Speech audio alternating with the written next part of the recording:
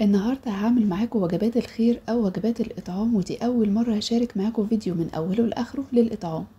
تعالوا بقى النهاردة أقولكم إزاي نشتغل في أكبر كمية فراخ تقدروا تعملوها بأقل وقت وأقل مجهود، وفي نفس الوقت بطعم وتتبيلة تجنن. ولأن هي طالعة في الخير فطالعة أحلى من كل مرة. تعالوا بقى نسمي الله ونبدأ. والحاجة هبدأ أجهزها هي البهارات اللي أنا هستخدمها الفراخ، والكمية اللي أنا هستخدمها ل4 فرخات.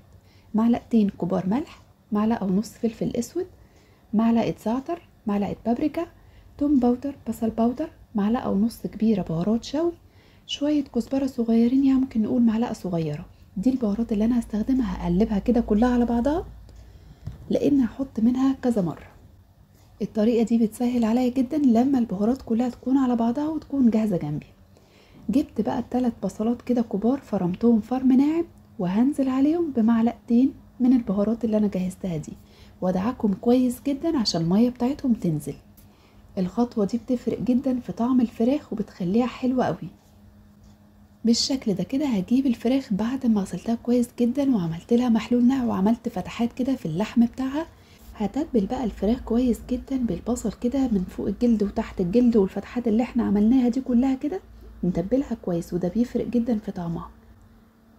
هجيب بقى طبق كبير هحط فيه بصل مقطعه شرايح بالشكل ده، وعليه طماطم وفلفل، وناخد معلقتين بالبهارات اللي احنا مجهزينها.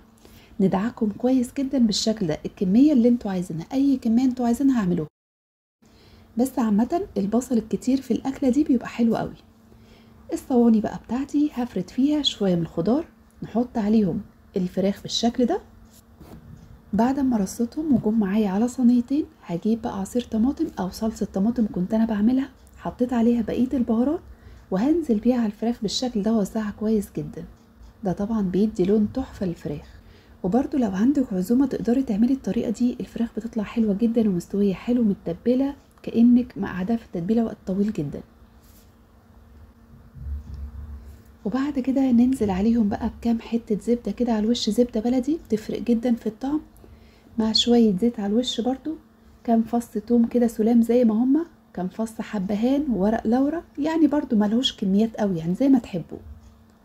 نغطي الفراخ بورق الزبدة الأول وبعدين ورق فويل، وندخل الصواني دي على فرن نكون مسخنينه.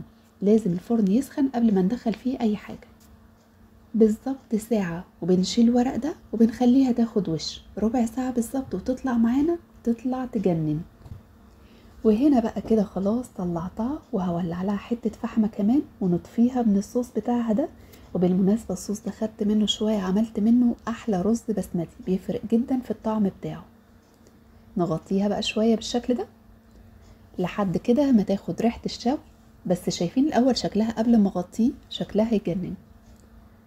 5 دقايق كده ونشيل الورق من عليها. وتعالوا بقى نشوف السوا بتاعها عامل ازاي. الفراخ طالعة دايبة. وبس على كده وزعنا الرز وكمان حطينا عليه الفراخ، وبألف هنا وشفا لكل اللي هياكل منه.